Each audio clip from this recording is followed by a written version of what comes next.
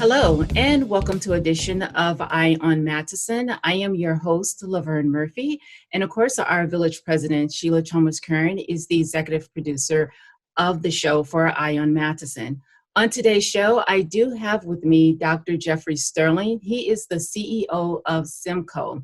Simcoe is the nation's first managed preventive care organization launched earlier this year in an effort to provide solutions for dramatic healthcare access problems, including lack of resources and information for better treatment options. Hello, Dr. Sterling. Thank you so much for coming on our show, Eye on Matteson. It's great to be with you. Great. Thank you so much. Can you share with us just a little bit about your background? Native Chicagoan, born in Cook County. Actually did my emergency medicine training at Cook County as well. What do you want to know? There's so much to talk about. I'm a physician. I'm a public health professional. I'm a healthcare entrepreneur, all around good guy, author, blogger. I do many different things. We can talk about whatever you like. Wow. Well, you're certainly an individual that wears a lot of hats. So great accomplishments for certain. So this organization in which you've launched earlier this year that focused on preventive healthcare measures, what gave you the motivation to launch such an organization that you've done? Well, one of the hats that I wear is that I also have run a healthcare implementation and consulting firm for about 15 years. And it's global. I do work all over the world. I've worked on 5 continents, and I've produced healthcare solutions for any and many different types of governments, corporations, and individuals. I think that at some point in time, it would behoove you to look internally, this is home obviously, and to just stop being disgusted with the state of affairs that we find ourselves in, meaning the disproportionate levels of care and disproportionate outcomes that exist. We call those things healthcare disparities, and to really look inward in terms of trying to help our own. And really, the ways in which I've developed expertise and been able to help others is at a certain point of your time, something that you really want to dedicate to my community, my hometown, my state. And I've really been able to amass an all-star team within the state to simply look to implement what we call public health best practices, and to put all of those things under one roof. So typically what ends up happening is that your medical home, your primary care doctor, and your managed care organization, your insurance company, deals with the concerns that you have once you get sick. So we call that sick care. But as you've heard many times, an ounce of prevention is a pound of cure, and that actually means something, and it's actually applicable in health. So there are no preventive health organizations. There are no health promotion organizations. There are no public health practices in the way in which there are medical practices. So these are the things that we're looking to do, and we're looking to really transform the focus on care of the citizens of Illinois and elsewhere around the world, away from sick care and more toward health promotion and health prevention. So that's the name of the game. And let me just describe it this way. Very often, think about what it is you actually do for all the money you're paying for your insurance. You see a doctor once a year, or twice if you're lucky. And 364 days the rest of the year, you're kind of left to your own devices unless you have something really bad happen and you have to go to the emergency department. We begin the conversation under the premise that you need to become a better steward of your own healthcare. We want to engage communities. We want to educate communities. We want to empower communities so that you can become a better steward of your own health. The name of the game is all about self-care, um, health, self-empowerment, because knowledge is health. So we're actually going to be working up and down the state, providing that level of education and empowerment in a very hands-on way. We're looking to engage communities, to empower communities and educate communities. This is qualitatively different than the paradigm that has existed. And we simply want people to look and think about their health, to prioritize it in the way in which we haven't done traditionally or historically. Right. Absolutely. And you definitely have a big task ahead of you for sure. So, especially now that COVID has really brought healthcare issues to the forefront more so than ever before. You have individuals that are becoming more in tune or reevaluating their health. On the other hand, you have the individuals where, living healthy has limitations, and I think that's where your organization comes into play. So, what other mechanisms can be brought into the equation to help you out in your efforts? What other things need to happen in order for there to be more understanding, more resources and outreach so that individuals can choose to have, better health care so that there isn't this social and economic divide, which we're seeing, which has really put the spotlight on healthcare disparity with COVID-19? Well, we're not creating a nanny state. We're not going to beat people up and to shame them into doing better for themselves. We're really just Absolutely. looking to provide them with information. And the premise here is that if you know better, you'll do better, and then you'll be better. So we're going to unleash about 1,000 people across the state into communities beset by healthcare disparities. And we think it's going to be a self-evident truth that if we focus and provide people with accurate information, they'll know what to do. And this is what's been missing. We just haven't had the types of conversations around health that are needed, particularly in our community and in other communities that have always been short.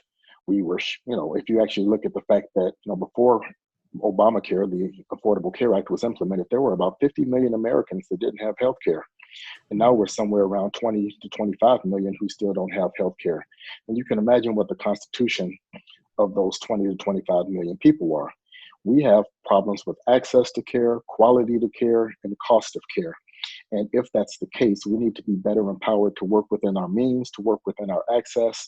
And we have many incentives, including survival, to help us overcome and to do for self in a way that we need to do simply Mhm. because the powers that be have proven, and this is a centuries old phenomenon. This isn't something new.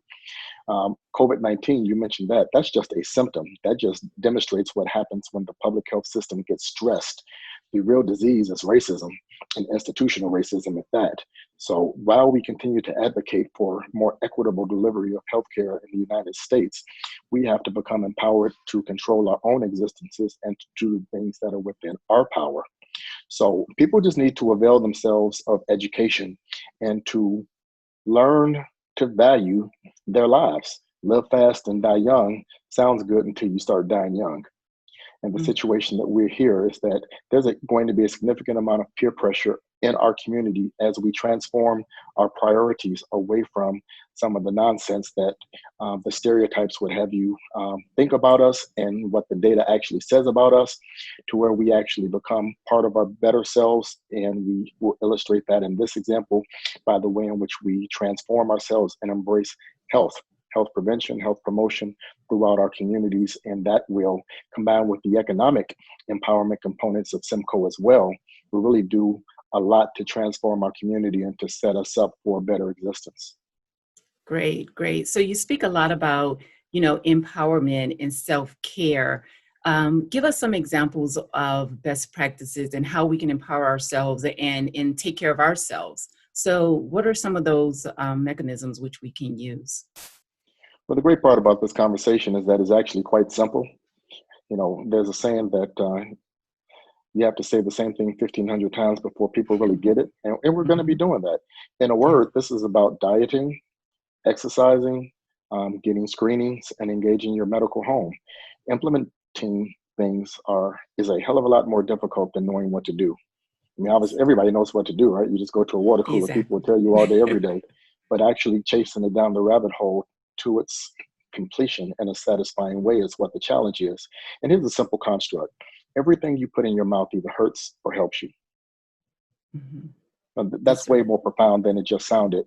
But in our community, it's the difference between learning to embrace drinking 8 ounces of water versus a 12-ounce can of pop. Think about the incremental benefit to our health if we simply made that one change. And I can roll off a dozen different equally beneficial things, but really it's Mhm. just a point of saying we can actually show healthcare outcomes that are improved just on the basis of doing that one type of thing. And it's not about doing a challenge on social media or something like that. It's really about lifestyle changes. That's right. The goal here really is to impart lifestyle changes upon a community and to have them be better by knowing better and doing better. And, instead of talking about um, exercise, because a lot of people will say, well, I can't afford a gym, or I don't live near a gym. Well, again, we'll talk in terms of activity, keeping it moving. Every activity that you engage in improves your heart conditioning to some level. There's a gold standard, but this isn't a net zero consideration where it's either or. We can get you to where it is you want to be. And by the way, Simcoe will literally have a half a dozen different health and human service centers in different parts of the state that'll be community gathering sites where we will provide places where you can come gather, where you can come do the things that you will say that you Mhm. can't do where you currently don't have the opportunities to do these things. So we're going to just keep it simple, but we're going to drill deep and make sure that the name of the game is implementation. And Mhm. as these things go, we can produce better outcomes, and we actually will document that. Okay, great. One of the biggest factors that is driven or drives our health down is stress. Stress can really take a toll on someone's health. What are some preventive measures, or how can people better cope with stress, especially during these times when, the stress level is higher than normal? So what are some of the practices that individuals can take heed to? Well, I could talk all day about that. That's a separate series of conversations all by itself, but I'm going to make it simple for you. Mhm. Stress isn't the situation that you're presented with. Stress is not knowing to do with the situation with which you're presented. Okay? Mhm. See, I'm dropping knowledge. I want you to think about that. That's going to hit you later tonight. But the truth of the Okay. matter is that, I'm an emergency physician. So I have people trying to die all day, every day. Now, I could run up and down the hallway screaming, or I can put my gloves on and say, let's go to work because I know what to do. This is, once again, and you're going to hear me say the same things again and again because it's all about implementing some very simple constructs. If you actually are empowered to know what to do and you're educated about knowing what to do, then you'll Mhm. learn how to deal with the situation. Here's something that's funny about stress. Stress actually occurs on a bell-shaped curve. And that means that if you apply a certain amount of stress to an individual, their performance actually improves. Okay. Mhm. So there's a thing called a stress performance curve. It's only when there's an excessive amount of stress relative to your capabilities that it becomes stifling and choking. Once again, a heart attack is the same, is a different level of stress, but it actually is the same force that, if applied at a lower level of stress, makes your body healthy, right? So if you run a mile Right. a day, you are in great shape. If you run 20 miles once, you'll probably pass out unless you are a marathoner and have trained for that. So we Mhm. have to rethink the concept of stress and how we allow it to be applied to us.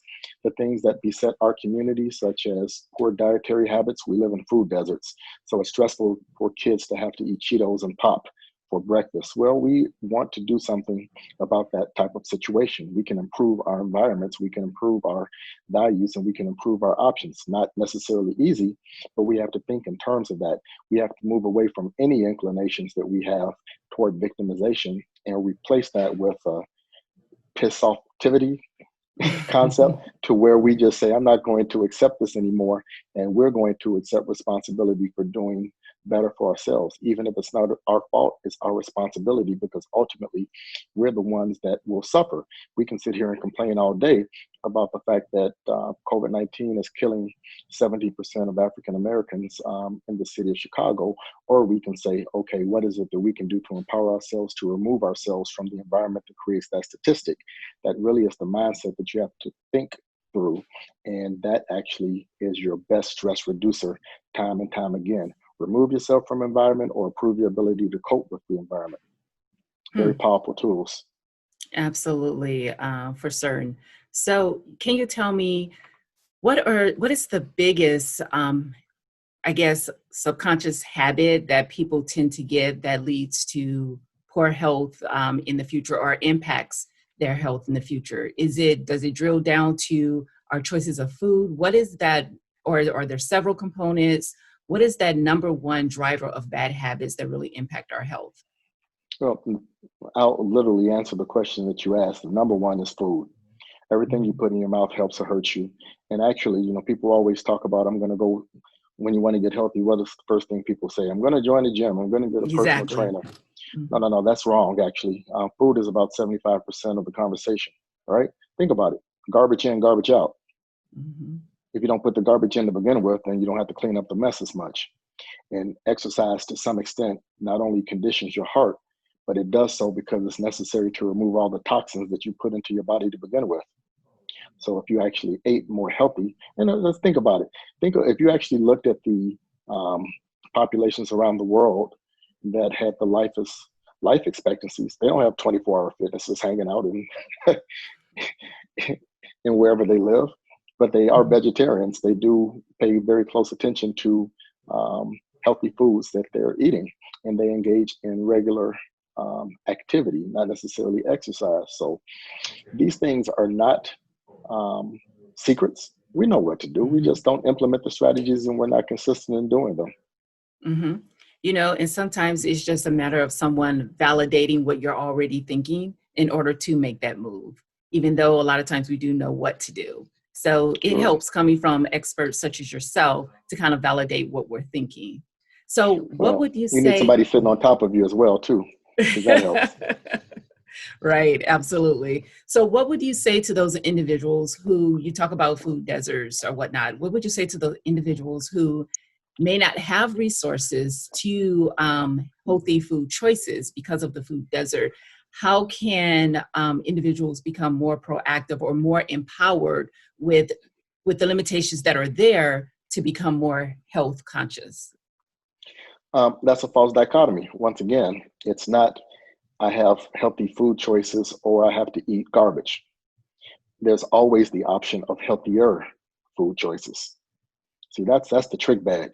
We all know that Taco Bell and Cheetos and all that stuff is engineered to get us addicted via the crunch, the taste, all of that. And we have to, figure this out. At every budget, there are ways to eat healthy. Once again, I'll take you to communities around the world that have very long lifespans who base their diets on things that grow out of the ground. There's rice and there's potatoes and there's many things that you can do that aren't expensive. You don't need a 5-course meal at an expensive restaurant to eat delicious and healthy food, but you do have to make the commitment to figure out what you can do within your means. It is an act of exercise, and you have to take the first several steps to become educated on what to do, to be empowered, to have confidence to do it, and then consistent in how you continually implement those strategies. It's not easy. And it would be nice if there were Whole Foods or some equivalent here, there, and everywhere, but that's not the hand that we're dealt. And we just kind of have to accept that in the short term and figure out what it is we can do within our means, because we can't just say, oh, well, there's no Whole Foods. I'm going to McDonald's breakfast, lunch, and dinner 5 times a week. Hmm. Absolutely.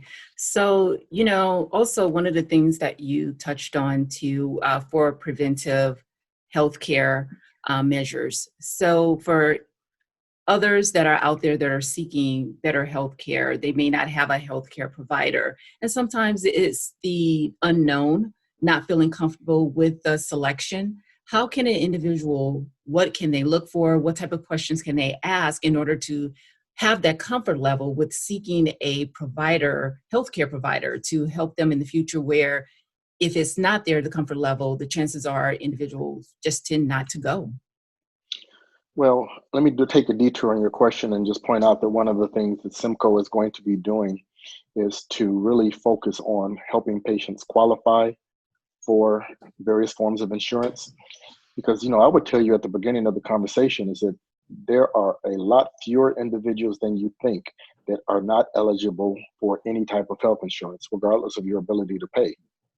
So once again, you tell me, when was the last, and I'm speaking theoretically to people out there that don't have health insurance, when was the last time you literally spent an hour trying to find out through healthcare.gov or some other mechanism if you qualified for care? People don't do that. They just kind of assume that they don't qualify and that they show up at an emergency department, which is the most expensive portal to obtain health care. And oh, by the way, the number one cause of personal bankruptcies in the United States is hospital bills. So you don't want to wait until you get sick to enter into the system. So it's an active exercise. Instead of watching reruns of whatever you've seen 5 or 6 times already, spend an hour, do something for yourself, try to figure out. It's a simple Google. Go to healthcare.gov and figure out how you can qualify. The next time there's an enrollment period for Obamacare, get on it. But help is on the way in this example because, as I mentioned, Simcoe really is going to be active in the communities around the state, matching people with the resources that do exist. Knowledge is power, and a lot of us don't know how to take that first step. So we're not blaming folks for doing it. We're just encouraging people to take the time to find out how to do it. And even if you go to the emergency department, you really shouldn't leave the emergency department without asking them the question. I don't want to leave and return into the same conditions that produced the problems that I'm having right now.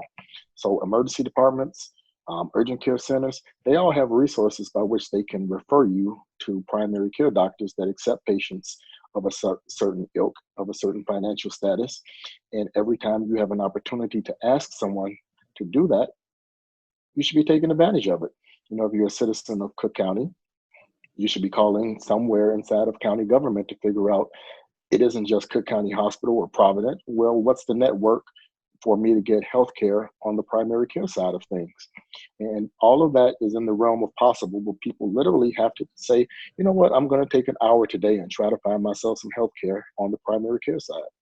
And, if you take 1 hour doing that, then I also want you to make sure that every time you put something in your mouth, you stop and think, do I really need to do this? Right. Those pops are 120 calories, 150 calories per pop in water. Last time I checked, it's still 0 calories. Right. And Absolutely. next time somebody's wondering how they can lose weight, that adds up quite rapidly. Very easy way to start. Hmm. Absolutely. I think you hit some vital points, about resources because you don't know what you don't know. And having your facility out there, in the community now, being able to provide resources in which individuals can tap into, it opens up the door where individuals can become more empowered with their health. Having someone there or links and resources in order to tap into to make that happen. So, we talk a lot about our health. We talk about a lot about the system, insurance. There are other forms, in which an individuals can be healthy, especially when you talk about spiritual health. I believe that plays a role as well. What would you say to, that aspect of self-care and with spiritual It's health? all it's all it's all intertwined. Sound body, Mm-hmm. sound body, sound mind. These Mm-hmm. aren't just sayings; they actually have been shown to be true. And whatever you can do to have a balance in your life, whether it's spirituality or self care or religion, whatever you want to call it, actually promotes a sense of health. And these are things that are documented. So take time for self care, figure out where you're going, because if you don't know where you're going, nowhere is exactly where you're going to get. And just take the time to embrace those things. One of the things that I always do is when I engage in activities, I ask myself the question, to what end? What's going to be accomplished by the things that I do? And that keeps me grounded. It keeps me spiritual. Mm-hmm. And so, people just need to think about this stuff. I'm really wondering who's going to listen to this, and they're going to have a lot of oops, I should have had a V8 moments, because these are some very simple things that we Mm-hmm. just don't value enough to think about. But you really could and should be thinking about these things every single day. It only takes a couple of minutes every time you have breakfast, lunch, or dinner. Are you going to eat the fried selection on the menu, or are you just going to say, you know what? Let me challenge myself to figure out how to make something just as tasty if it's grilled or otherwise prepared. Hmm. Do better. Right. Absolutely. And sometimes at any given moment, we all need our coat yanked or pulled for that matter. Our health is key to our lifespan. And so sometimes you just need that coattail yanked because you're so busy and you're caught up in your everyday life where you're just making choices subconsciously and not really realizing the time to stop and really think about your health until something drastic happens, such as, the pandemic in which we're in now, or something fails on your body is when that wake up call hits versus prior to. But, I do appreciate the fact of your organization taking more proactive versus reactive approach to healthcare crisis. And, you know, I wish you and your organization much success in reaching out to this because you do have a large task. And so, for individuals who may want to know more information about your company or where you'll be set up as far as community involvement, where can they reach you? You can go to the website, Okay. simcoillinois.com. That's spelled SIMPCO. Illinois is spelled out. Remember the S is silent. Just kidding. .com. And there's contact forms. There's plenty of information that's there. What you will see in the next few weeks, next few months, is a site that is simply going to explode with information, tools, and means in which people can gamify their health. We want you to get interested in it. And by the way, I want to push back on something you said before, or at least enhance what you said before. Don't say at some point in time you need your coattail tugged, because I'm the guy that's been tugging your coattails in the emergency department forever. I want you to figure this out way before I'm the guy Right. that gets to pull on you. So figure it out for yourself. Exactly. Prioritize and value your life on the front end. An ounce of prevention is worth a pound of cure. Because trust me on this one. Like I said, I trained in Cook County. You don't want to see me because I have skills and I do stuff. And you Hmm. want to take care of yourself long before you see the types of needles I'm working with. So if Yes. that doesn't incentivize you, and by the time you see me, admittedly, you will be a captured audience when you're in the emergency department because you're thinking about life and death at that point. But we have to know Absolutely. better way earlier in the game, and we simply have to value the investment that we need to make in our health way before it gets to the point where somebody like me is standing over you, trying to save your life. Um, Right. Care enough to do Well, so on the front end. Well, I'm glad we're meeting under these circumstances and not the other portion of So what am you I. do. So I'm grateful for that end. But one of the things that you said, and we'll wrap up here. A lot of times, what we do when it's time to make that decision to do better, live better, the first thing we think about is exercise. But almost it needs to be flipped. You need to eat better. Then equate, add on with the exercising, not the exercising alone. And I think that's what a lot of us drill into is the exercise of we're staying healthy because we're exercising when it's both. It's not and or. It's not or, I should say. Look, stay healthy so you don't have to get healthy. Mm. And once again, the way this works is that you nourish your heart. And the heart is it's not all that love stuff, forget all of that. The heart is just an organ that pumps blood around your body, supplying oxygen and nutrients to the rest of your body to keep it functioning. If you Mhm. nourish it with good food, it's going to be strong all on its own. If you don't nourish it with food, you have to do all that exercise and stuff so that it can pump harder in order to Mm. flush out all the garbage that you've been putting in it. Ounce of Mhm. prevention. People don't like to That's right. exercise anyway. So it makes it easier, right? It makes it easier. That's right. Absolutely. Yeah, seems like no brainers, right? Everybody You would can do think. it, but yet it takes that light bulb moment to, You would think. validate what you're thinking sometimes, as I've stated. So, People always speaking Dr. of spirituality. People always talking about Jesus take the wheel. How about Jesus take the cheeseburger and throw it away? Quit blaming, Absolutely. keep blaming God for stuff. Do better for yourself at some level. He'll still be there Em- on the back end. Empowerment. That's right. Empowerment. Empowerment. That's right. That's right. Exactly. Great. So, Dr. Sterling, is there any last words that you would like to share with our audience? Um, I'm rooting for you. This is very important, and our community is literally dying. It's just that simple. When you see a disease that stresses our system comes and wipes out over 100,000 Americans, and half of the people being wiped out are communities of color. If that's not a clarion call and a warning sign, I don't know what is. We have to Exactly. avoid the urge to just blame people for the circumstance that we in, even when it's true, and say that I'm going to take the bull by the horns, be masters of my own fate, captain of my own soul, and do what's necessary to become stilled so that the next time a stressor comes, my immune system is strong enough to get me over the hump. This is serious. And believe me when I tell you, COVID-19 isn't going anywhere. And it's not going to be the last one of these things that comes up and down the pipe. Who knows what's going to happen with climate change? So once again, when America gets a cold, communities of color, especially African Americans, have a stroke, forget the pneumonia. And we just have to know better, do better, be better, or else the consequences are way worse, even worse than what we've been seeing. So get ready. We're here to help. Yes, absolutely. Well, Dr. Sterling, thank you so much for coming on Eye on Matteson. I really appreciate your time and all of your insightful information that you've shared today. And hopefully someone walks away with a life-changing, altering decision, just, hearing some of your feedback and your insight today. So I do thank you. Including you. Yes, absolutely. Thank you, everyone, for tuning in Eye on Matteson. Again, I am your host, Laverne Murphy. Thank you so much for tuning in. And until next time, stay informed, stay engaged, and get involved. Thank you so much for joining us.